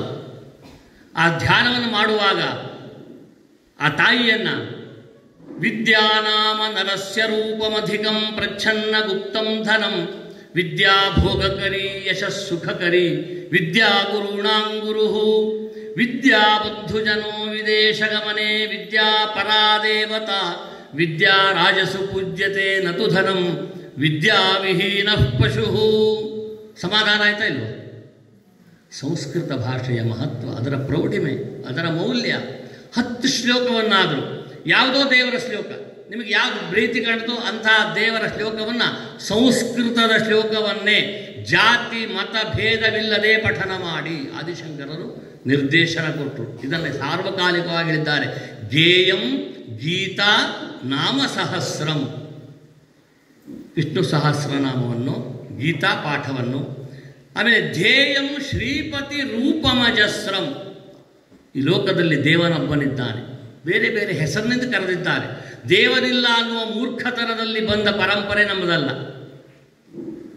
ಡಿ ವಿ ಗುಂಡಪ್ಪ ಅಂತ ಒಬ್ಬರಿದ್ದರು, ಕೇಳಿದ್ರಲ್ಲ ನೀವು? ಅವರು ದೇವರು ಅಂತ ವಿಚಾರ ಲಹರಿ ಬರೆದರು, DVG ಅಂತ ಸಣ್ಣ ಶಾರ್ಟ್ ಫಾರ್ಮ್ನಲ್ಲಿ ಅವರು. ಆ DVG ಅವರು ದೇವರು ಅಂತಂದು ವಿಚಾರ ಲಹರಿ. ನೀವೆಲ್ಲ ಇಟ್ಕೊಳ್ಬೇಕು ಈ ಪುಸ್ತಕವನ್ನು. ಕ್ಷಣಸಃ ಕಣಸಶ್ಚೈವ ವಿದ್ಯಾಮರ್ಥಂಚ ಚಾರ್ಜೇತ್. ಒಂದು ಕ್ಷಣವನ್ನೂ ವ್ಯರ್ಥ ಮಾಡದೆ, ಒಂದು ಕಣವನ್ನೂ ಹಾಳು ಮಾಡದೆ, ಹಣವನ್ನೂ ವಿದ್ಯೆಯನ್ನು ಸಂಗ್ರಹಿಸಬೇಕು. ನನ್ನ ಹತ್ರ ಇಷ್ಟು ಪುಸ್ತಕ ಇದೆ, ಸಣ್ಣ ಸಣ್ಣದು, ಕಿರು ಹೊತ್ತಿಗೆ. ನಾ ಶಾರದಾ ಪೂಜೆಗೆ ಇಟ್ಟಿದ್ದಲ್ಲ ಅದು, ಮತ್ತೆ ನೆನಪಿಟ್ಕೊಳ್ಳಿ. ಶಾರದಾ ಪೂಜೆಗೆ ಪುಸ್ತಕ ಇದ್ದಲ್ಲೇ ಬೆಟ್ರಮನ್ ತಂದಿಟ್ಕೊಂಡ್ರೊಳಗೆ ಇಂತ ನೋಡಿ. ಮತ್ತೆ ಶಾರದಾ ಪೂಜೆಗೆ ಬೇಕಷ್ಟು ಪುಸ್ತಕ ಇದೆ ನನ್ನಲ್ಲಿ. ಇಷ್ಟು ಪುಸ್ತಕಗಳಿದೆ ಕಿರು ಹೊತ್ತಿಗೆ, ಎಲ್ಲ ಸಣ್ಣ ಸಣ್ಣ ಸಣ್ಣ ಸಣ್ಣ ಸಣ್ಣ ಪುಸ್ತಕಗಳು. ಇದನ್ನು ಓದಿ ನೀವು. ವಿವೇಕಾನಂದರು, ಯಾಜ್ಞವಲ್ಕ್ಯರು, ವ್ಯಾಸರು, ವಸಿಷ್ಠರು, ಸರಸ್ವತಿ, ಹೀಗೆ ಅನೇಕ ಸಾವಿರಾರು ಪುಸ್ತಕಗಳಿದೆ, ಒಳ್ಳೊಳ್ಳೆ ಗ್ರಂಥಗಳು. ಆ ಅಧ್ಯಯನವನ್ನು ಮಾಡುವಾಗ ಅದನ್ನು ನೆನಪಿಟ್ಕೊಳ್ಬೇಕು. ಆ ಒಂದು ದೇವರು ವಿಚಾರ ಲಹರಿಯಲ್ಲಿ DVG ಅವರ ಹತ್ರ ಕಾಲೇಜು ವಿದ್ಯಾರ್ಥಿಗಳು, ನೀವು ಚಿಕ್ಕವರು, ನೀವು ಹೋಗಿ ನಮಸ್ಕಾರ ಮಾಡಿ ಕೇಳಿದ್ರಂತೆ, ಯೋಗ್ಯತಾವಂತರು ಗುರುಗಳೇ, ನಿಮ್ಮಂಥ ಶ್ರೇಷ್ಠ ವ್ಯಕ್ತಿಗಳು, ರಸಋಷಿಗಳು ನಮ್ಮ ಕರ್ನಾಟಕದಲ್ಲಿ ಹುಟ್ಟಿದ್ದು ಅಹೋಭಾಗ್ಯ, ನಿಮ್ಮಂಥ ಪಡೆದ ನಮ್ಮ ಕರ್ನಾಟಕ ಧನ್ಯ, ನಾವೊಂದು ಅಭಿಪ್ರಾಯವನ್ನು ಕೇಳಲಿಕ್ಕೆ ಬಂದಿದ್ದೇವೆ ನಿಮ್ಮ ಹತ್ರ ಅಂತ ಹೇಳಿದ್ರಂತೆ. ಏನಪ್ಪ, ನನಗೆ ತಿಳಿದಂತೆ ನಾನು ಹೇಳ್ತೇನೆ, ಹೇಳ್ರಪ್ಪ ಅಂತ DVG ಅವರು ಹೇಳಿದ್ರಂತೆ. ಆವಾಗ ಆ ವಿದ್ಯಾರ್ಥಿಗಳು ಪ್ರಶ್ನೆ ಮಾಡಿದ್ರು, ದೇವರ ಬಗ್ಗೆ ನಿಮ್ಮ ಅಭಿಪ್ರಾಯ ಏನು? ವಿದ್ಯಾರ್ಥಿಗಳ ಪ್ರಶ್ನೆ ಯಾರಲ್ಲಿ? DV ಗುಂಡಪ್ಪನವರಲ್ಲಿ. ದೇವರ ಬಗ್ಗೆ ನಿಮ್ಮ ಅಭಿಪ್ರಾಯ ಏನು? ಆಗ DVG ಅವರು ಹೇಳಿದ್ರಂತೆ, ದೇವರ ಬಗ್ಗೆ ಅಭಿಪ್ರಾಯ ಹೇಳುವಷ್ಟು ದೊಡ್ಡ ವ್ಯಕ್ತಿ ನಾನಿನ್ನೂ ಆಗಲಿಲ್ಲಪ್ಪ, ದೇವರ ಬಗ್ಗೆ ನನ್ನ ಅನುಭವವನ್ನು ಹೇಳಬಲ್ಲೆ. ಅದು ಏನು ಸ್ವಾಮಿ ಹಾಗಾದ್ರೆ ನಿಮ್ಮ ಅನುಭವ? ಅಸನ್ನೇವ ಸಭವತಿ ಅಂತ ವಾಕ್ಯವನ್ನು ಉದಾಹರಣೆ ಕೊಡ್ತಾರೆ ಅವರು. ರೋಮಾಂಚನ ಆಗಬೇಕು. ನೀವೆಲ್ಲ ದೊಡ್ಡಾದ್ಮೇಲೆ ನೋಡಿ ಅದನ್ನು. ಈಗ ನಿಮಗಿನ್ನೂ ಜೀರ್ಣ ಆಗೋದಿಲ್ಲ, ಬುದ್ಧಿ ಬಲಿಲಿಲ್ಲಲ್ಲ, ಬಲಿಷ್ಠಾಗಬೇಕು. ಬಲಿತಾಗ ನೋಡಿ ಆ ವಾಕ್ಯವನ್ನು. ಅಸನ್ನೇವ ಸಭವತಿ ಅಸದ್ ಬ್ರಹ್ಮೇತಿ ವೇದ ಚೇತ್ ಅಸ್ತಿ ಬ್ರಹ್ಮೇತಿ ಚೇದ್ವೇದ ಸಂತಮೇನಂ ತಥೋ ವಿದುರಿತಿ ಸಂತಂ ಏನಂ ತಥೋ ವಿದುರಿತಿ. ನೋಡೇ ಮಕ್ಕಳೇ, ದೇವರಿದ್ದಾನೆ ಅನ್ನುವುದನ್ನು ದೃಢವಾಗಿ ಒಪ್ಪಿ ನೀವು ನಂಬಿ ಬದುಕಿದಿರಿ ಅಂತಾದರೆ ನಿಮ್ಮ ಜೀವನದಲ್ಲಿ ಎಲ್ಲ ಅಸ್ತಿತ್ವವು ಬೆಳೆದುಕೊಂಡು ಹೋಗ್ತದೆ. ಅಸ್ತಿತ್ವದ ಪರಂಪರೆ. ಸಂಪತ್ತು ಅಸ್ತಿ, ಹೆಂಡತಿ ಅಸ್ತಿ, ಮಕ್ಕಳು ಅಸ್ತಿ, ಸದ್ಗುಣ ಅಸ್ತಿ, ಎಲ್ಲ ಸುಖ ಅಸ್ತಿ, ಹೀಗೆ ಎಲ್ಲವೂ ಅಸ್ತಿತ್ವದ ಪರಂಪರೆ ಬೆಳೆಯಬೇಕು. ದೇವರ ಅಸ್ತಿತ್ವವನ್ನು ಮೊದಲು ಒಪ್ಪಿಕೊಳ್ಳಿ. ಎಲ್ಲ ನಾಸ್ತಿ ನಾಸ್ತಿ ಅಂತ ಆಗೋಗ್ಬೇಕು. ಕೊನೆಗೆ ಒಂದು ದಿವಸ ನೀವೂ ಇಲ್ಲ, ಹೇಳಿ ಹೆಸರೆಲ್ಲ ಇದ್ದೇ ಹೋದವ ಎಂತಾದ್ರೆ ರೋಡ್ನ ಸತ್ತೋದ, ಮುಗುತ್ತು. ನಾಸ್ತಿ, ನಾಸ್ತಿತ್ವದ ಪರಂಪರೆ ಬೆಳೆಯಬೇಕು. ಆ ನಾಸ್ತಿ ದೇವರು ಒಂದು ನಾಸ್ತಿ ಅಂತ ಹೇಳಿಬಿಡಿ. ಯಾರು ಹೇಳಿದ್ದು ಇದು? ವಿಚಾರ ಲಹರಿಯಲ್ಲಿ DV ಗುಂಡಪ್ಪ, DVG ಅವರು ವಿದ್ಯಾರ್ಥಿಗಳಿಗೆ ಹೇಳಿದ ಮಾತು ಇದು. ಉಪನಿಷತ್ ವಾಕ್ಯವನ್ನು ಉದಾಹರಣೆ ಕೊಟ್ಟು ಹೇಳ್ತಾರೆ. ಆದ್ದರಿಂದ ನೀವೆಲ್ಲರೂ ನಿಮ್ಮ ಮನೆಯಲ್ಲಿ ಬೆಳಗ್ಗೆ ಸ್ನಾನ ಮಾಡಿದ ತಕ್ಷಣದಲ್ಲಿ ನಿಮ್ಮ ಮನೆಗಳಲ್ಲಿ ನಿಮ್ಮ ಪರಂಪರೆಗೆ ಅನುಗುಣವಾಗಿ, ಯೋಗ್ಯತೆಗೆ ಅನುಗುಣವಾಗಿ ಗೇಯಂ ಗೀತಾ ನಾಮ ಸಹಸ್ರಂ ಧ್ಯೇಯಂ ಶ್ರೀಪತಿ ರೂಪಮಜಸ್ರಂ. ಶ್ರೀಪತಿ ರೂಪಮಜಸ್ರಂ ಮನಸ್ಸಿನಲ್ಲಿ ಬರಬೇಕು. ಆಮೇಲೆ ನೇಯಂ ಸಜ್ಜನ ಸಂಗೇ ಚಿತ್ತಂ. ನೀವೆಲ್ಲ ಒಟ್ಟಿಗೆ ಬಾಳಬೇಕು. ಸಮನ್ವಯ ಬದುಕು ವಿದ್ಯಾರ್ಥಿ ಜೀವನ ಅಂದರೆ. ಸಣ್ಣ ಸಣ್ಣ ವಿಷಯಕ್ಕೆ ಜಗಳ ಮಾಡಿಕೊಂಡು, ಸಣ್ಣ ಸಣ್ಣ ವಿಷಯಕ್ಕೆ ದೊಡ್ಡ ಏನೋ ಸಮಸ್ಯೆ ಬೆಳೆಸ್ಕೊಂಡು, ಶಾಲೆಗೂ ಕೆಟ್ಟ ಹೆಸರು, ನಿಮಗೂ ಕೆಟ್ಟ ಹೆಸರು, ಅಧ್ಯಾಪಕರಿಗೆ ನಿಮ್ಮ ನೋಡ್ಕೊಳ್ಳೋದೇ ದೊಡ್ಡ ಕೆಲಸ ಆಗಿಬಿಡ್ತದೆ. ಹಾಗೆ ಇಲ್ಲದೆ ಒಂದು ಸಜ್ಜನರ ಸಂಗತಿಯನ್ನು ನೀವು ಬೆಳೆಸಿಕೊಳ್ಳಿ. ನಾಳೆ ನಿಮ್ಮನ್ನು ಹೇಗೆ ಗುರುತಿಸಬೇಕು ಸಮಾಜ ಅಂದರೆ, ಎಲ್ಲಿ ಓದಿಕೆ ಬಂದವ ಹೆಗ್ಗರಣೆ ಹಾಸ್ಕೊಳ್ಳಿ, ಅವನಿಗೆ ಮಾರ್ಕ್ಸ್ ಕಮ್ಮಿ ಇದ್ರು ನೋಡಿಲ್ಲ, ಮೊದಲು ಅವ್ನು ತಗೊಳ್ಳಿ, ಮತ್ತು ಕಾಲೇಜಲ್ಲಿ ಇನ್ನೂ ಸೀಟ್ ಕೊಡವು. ಆ ರೀತಿ ಅಂದರೆ ಗೋಲ್ಡನ್ ಲೈಫ್ ನಿಮ್ಮದು, ಬಂಗಾರದ ಜೀವನ. ಹಾಗೆ ಆ ರೀತಿಯಾದಂತಹ ನೇಯಂ ಸಜ್ಜನ ಸಂಗೇ ಚಿತ್ತಂ. ಆ ಸಜ್ಜನರ ಸಂಘದಲ್ಲಿ, ಸಜ್ಜನರ ಸಮೂಹದಲ್ಲಿ ಸಜ್ಜನರಾಗಿ ಬಾಳಿ ಬೆಳಗಬೇಕು, ಬೆಳೆಯಬೇಕು. ಮುಂದೇನು ಮಾಡಬೇಕು?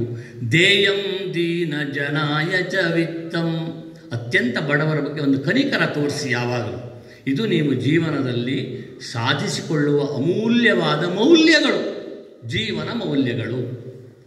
ಇನ್ನೊಂದು ಸಲ ಹೇಳಿ ತೋರಿಸಲ. ಧ್ಯೇಯಂ ಗೀತಾ ನಾಮ ಸಹಸ್ರಂ ಧ್ಯೇಯಂ ಶ್ರೀಪತಿ ರೂಪಮಜಸ್ರಂ ದೇಯಂ ದೇಯಂ ಸಜ್ಜನ ಸಂಗೇ ಚಿತ್ತಂ ದೇಯಂ ದೀನ ಜನಾಯ ಚ ವಿತ್ತಂ ಭಜ ಗೋವಿಂದಂ ಭಜ ಗೋವಿಂದಂ ಗೋವಿಂದಂ ಭಜ ಮೂಢಮತೆ. ಇದು ನಮ್ಮ ಜೀವನದ ಮೌಲ್ಯಕ್ಕೆ ಬೇಕಾಗುವ ಅತ್ಯುತ್ತಮವಾದ ಕಲ್ಯಾಣ ಗುಣಗಳು, ಸತ್ಸಂಗತಿಗಳು. ಇದೆಲ್ಲವುದೂ ಬರುವುದು ಸಂಸ್ಕೃತದಿಂದ. ಆದ್ದರಿಂದ ಯಾರು ಸಂಸ್ಕೃತವನ್ನು ಕಲಿಯುತ್ತಾರೋ ಅವರು ಸಂಸ್ಕೃತಿಯನ್ನು ಉಳಿಸಿಕೊಳ್ತಾರೆ. ಯಾರು ಸಂಸ್ಕೃತವನ್ನು ಕಲಿತಾರೋ ಅವರು ಆಗ್ತಾರೆ. ಅವರು ವಿನಯಾದ್ಯಾತಿ ಪಾತ್ರತಾಂ, ಒಳ್ಳೆಯ ವ್ಯಕ್ತಿತ್ವವನ್ನು ಪಡ್ಕೊಳ್ತಾರೆ. ಆ ಒಳ್ಳೆಯ ವ್ಯಕ್ತಿತ್ವವನ್ನು ಪಡೆದುಕೊಳ್ಳುವುದರಿಂದ ಏನಾಗ್ತದೆ? ಪಾತ್ರತ್ವ ಧನಮಾಪ್ನೋತಿ, ಸಂಪದ್ಭರಿತನಾಗ್ತಾನೆ. ಸಂಪತ್ತು ಬಂದಾಗ ಸುಖವನ್ನು ಸಾಧಿಸಿಕೊಳ್ಳುತ್ತಾನೆ. ಇದು ನಮ್ಮ ಜೀವನದ ಶೈಲಿ, ಇದು ಜೀವನದ ಉಪಕ್ರಮ. ನಾನೇನು ಹೇಳಿದಾಗಾಯ್ತು? ಒಟ್ಟು ಗುರುಭಕ್ತಿ, ಸತತಾಭ್ಯಾಸ, ಚಾರಿತ್ರ್ಯ ನಿರ್ಮಾಣ, ಇದು ಮೂರನ್ನು ನೀವು ಇಟ್ಟುಕೊಂಡ್ರಿ ಅಂತಾದರೆ ನಿಮ್ಮ ತಂದೆ ತಾಯಿಗಳು ನಿಮ್ಮನ್ನು ಶಾಲೆಗೆ, ಪಾಠಶಾಲೆಗೆ ಕಳಿಸಿದ್ದಕ್ಕೂ ಸಾರ್ಥಕತೆ. ಈ ಎಲ್ಲ ಅಧ್ಯಾಪಕಗಳು ಅಷ್ಟು ಪ್ರೀತಿಯಿಂದ ನಿಮಗೆ ಬೇಕಾದದ್ದನ್ನು ಕೊಟ್ಟು, ಬೇಕಾದದ್ದು ಹಾಗೆ ತಿಳುವಳಿಕೆಯನ್ನು ನೀಡಿ, ಅತ್ಯಂತ ಪ್ರೀತಿಯಿಂದ ನಿಮ್ಮನ್ನು ನೋಡಿ ಬೆಳೆಸಿದ್ದಕ್ಕೂ ಒಂದು ಸಾರ್ಥಕತೆ ಬರ್ತದೆ. ನಾಳೆ ಇದೇ ಒಂದು ವಿದ್ಯಾರ್ಥಿಗಳು, ಇದೇ ಮಕ್ಕಳು ಈ ಒಂದು ಭಾರತ ದೇಶದ ಸನಾತನ ಪರಂಪರೆಯ ಉತ್ತರಾಧಿಕಾರಿಗಳಾಗಿ ಬೆಳೆಯುತ್ತಾರೆ ಅನ್ನುವುದು ಈ ಶಾಲೆಯ ಹೆಮ್ಮೆಯಾಗಬೇಕು, ನಿಮ್ಮ ಮನೆಯ ಹೆಮ್ಮೆಯಾಗಬೇಕು, ನಿಮ್ಮೆಲ್ಲರ ದೃಢ ಸಂಕಲ್ಪವಾಗಬೇಕು ಅಂತ ಹೇಳುತ್ತಾ, ಸರಿಯಾಗಿ 4:11 ಆಗಿದೆ. ಇವರು ಹೇಳಿದರು ನಿಮಗೆಲ್ಲ ಮುಂದೆ ಹೋಗಲಿಕ್ಕೆ ಇದೆಯಂತೆ. ಹಾಗಾಗಿ ಇದನ್ನು ಬಂದರೂ ಉಪನ್ಯಾಸ ಮಾಡಿದರು ಹೋದರು ಅಂದರೆ ನನಗೇನು, ಮತ್ತು ಅದು ನನ್ನ ಕೀರ್ತಿ ಕಾಮನೆ ಖಂಡಿತ ಇಲ್ಲ, ನೆನಪಿಟ್ಕೊಳ್ಳಿ. ಬಟ್ರೆ ನೀವು ಚಲೋ ಮಾತಾಡಿದ್ರಿ ಅಂದರೆ ನನಗೇನು ಸಮಾಧಾನ ಆಗೋದಿಲ್ಲ. ಎಲ್ಲ ಹೇಳೋ ಮಾತೇನೇನು ಹೇಳಿದಂಗತ್ತೆ ಅಂತ ಪ್ರಯೋಜನ ಆತ. ಬಟ್ರೆ ಏನೂ ಉಪಯೋಗ ಆಗಿಲ್ಲ, ಎಲ್ಲರೂ ಹೇಳದೆ ನೀವು ಹೇಳಿದಂಗತ್ತೆ ಅಂತ ಉಪಯೋಗ ಆತ. ಏನು, ನನಗದರಲ್ಲಿ ಯಾವುದೇ ರೀತಿಯಾದ ಸ್ವಾರ್ಥವೂ ಇಲ್ಲ ಅಥವಾ ಯಾವುದೇ ರೀತಿಯಾದ ಕೀರ್ತಿ ಕಾಮನೆಯೂ ಇಲ್ಲ. ನಂದು ಒಂದೇ ಒಂದು ಸಂಕಲ್ಪ, ನನ್ನ ಒಂದೇ ಒಂದು ದೃಢವಾದ ಉದ್ದೇಶ. ನಮ್ಮ ದೇಶದ ಪ್ರಜೆಗಳು, ಬೇಡ ಭಾಳ ಉದ್ದಾಯಿತು, ನಮ್ಮ ರಾಜ್ಯದ ಪ್ರಜೆಗಳು, ಅದು ಭಾಳ ವಿಸ್ತಾರ ಆಯಿತು. ಹತ್ತಿರದಿಂದ ಹೇಳಿದ್ದಾರೆ ನಮ್ಮ ಮನೆಯ ಮಕ್ಕಳು, ನೀವೆಲ್ಲ ನಮ್ಮ ಮನೆಯ ಮಕ್ಕಳು. ಈ ಮಕ್ಕಳು ಕೇಳಿ ಹಾಗೆ ಬಿಡುವ ಮಕ್ಕಳಾಗಬಾರ್ದು. ಜೀವನದಲ್ಲಿ ಅಳವಡಿಸಿಕೊಳ್ಳುವ ವ್ಯಕ್ತಿಗಳಾಗಬೇಕು ನೀವು. ಹಾಗೆ ಅಳವಡಿಸಿಕೊಂಡ್ರಿ, ನಾಳೆಯಿಂದನೇ ಸಂಕಲ್ಪ ಮಾಡಿ ಆಚರಣೆಗೆ ನೀವು ತಂದ್ರಿ ಅಂತಾದರೆ ಅದಕ್ಕಿಂತ ದೊಡ್ಡ ಸಮಾಧಾನ, ಸಂತೋಷ ಯಾವುದೂ ಬೇರೆ ಇಲ್ಲ ಅಂತ ಹೇಳುತ್ತಾ, ನಿಮ್ಮನ್ನು ನಂಬಿ ಮತ್ತೊಮ್ಮೆ ನಿಮಗೆ ಈ ಗಣೇಶೋತ್ಸವದ ಹಾರ್ದಿಕವಾದ ಶುಭಾಶಯವನ್ನು ಹೇಳುತ್ತಾ, ಮಕ್ಕಳೇ ಪ್ರೀತಿಯಿಂದ ಹೇಳ್ತೇನೆ, ಸ್ನೇಹದಿಂದ, ಮಮತೆಯಿಂದ, ವಾತ್ಸಲ್ಯದಿಂದ ಹೇಳ್ತೇನೆ, ಎಲ್ಲವುದನ್ನು ಜೀವನದಲ್ಲಿ ಅಳವಡಿಸಿಕೊಳ್ಳಿ. ಸುಮ್ಮನೆ ಆಚರಣೆ ಮಾಡದೆ ನೀವು ಎಷ್ಟು ದೊಡ್ಡ ವಿದ್ವಾಂಸರಾಗಿರಲಿ, ಎಷ್ಟು ದೊಡ್ಡ ಪಂಡಿತ ಸಂಪತ್ತಾಗಿರಲಿ, ಅದು ಪ್ರಯೋಜನಕ್ಕೆ ಬರುವಂಥದ್ದಲ್ಲ. ಎಷ್ಟು ಕ್ರಿಯಾವಾನ್ ಪುರುಷ ಸ ವಿದ್ವಾನ್, ನಿಮ್ಮ ಆಚರಣೆಯಲ್ಲಿ ಅದು ಒಡಮೂಡಿ ಬರಲಿ ಅಂತ ಹೇಳುತ್ತಾ, ತಾಯಿಯಾದ ಜಗನ್ಮಾತೆಯನ್ನು, ಶಾರದೆಯನ್ನು ಸ್ಮರಿಸಿ ನಿಮಗೆಲ್ಲ ಶುಭಾಶಂಸನೆಯನ್ನು ನೀಡಿ ನನ್ನ 4 ಮಾತುಗಳನ್ನು ಮುಗಿಸ್ತೇನೆ.